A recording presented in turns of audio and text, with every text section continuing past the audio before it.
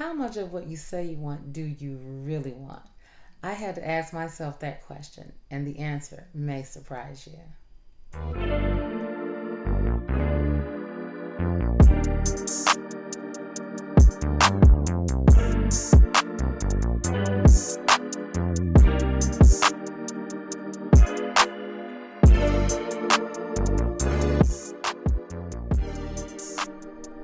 Great day, great people. It's Ashika here with Life of Freeness, and I'd like to share with you how that question came to be for me.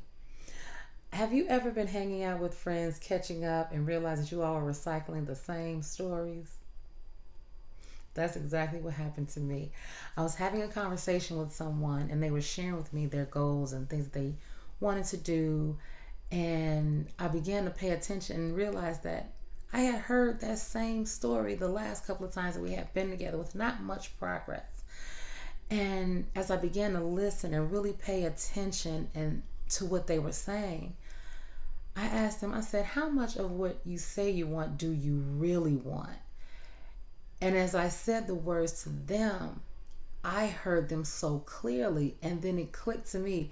Those words were for me, and they were actually reflecting back to me the times that we have gotten together, and my story had been recycling and hadn't changed much.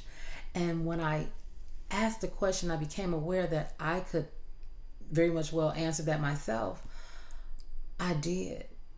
And what I had to do was stop and reassess the goals that I had been recycling and really see where I am today to find which goals still remain on the journey and which goals have fallen by the wayside.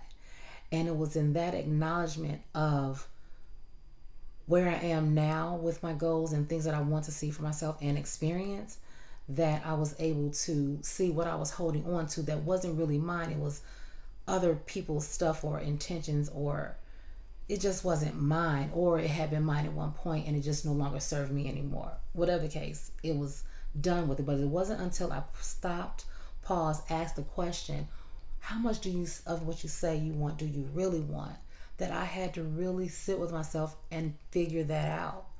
And in figuring it out, it let me know that it's okay to stop, pause, insert a pattern interrupt just to get you going in a different direction, especially when you check in with yourself and see that things that you once thought you wanted you no longer do, and how holding on to that energy of those things can hold you back. So that was actually a great experience to have this person reflect back to me how I had been operating and showing up.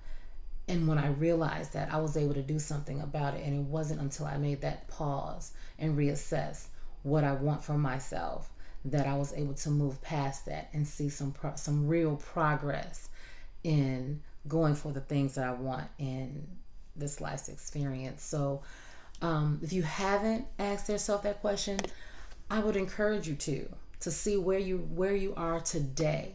Where are you now, and who you are to become, so that you know what no longer serves you can fall by the wayside, and you can move forward with your current goals and with the things that still remain on this part of your journey.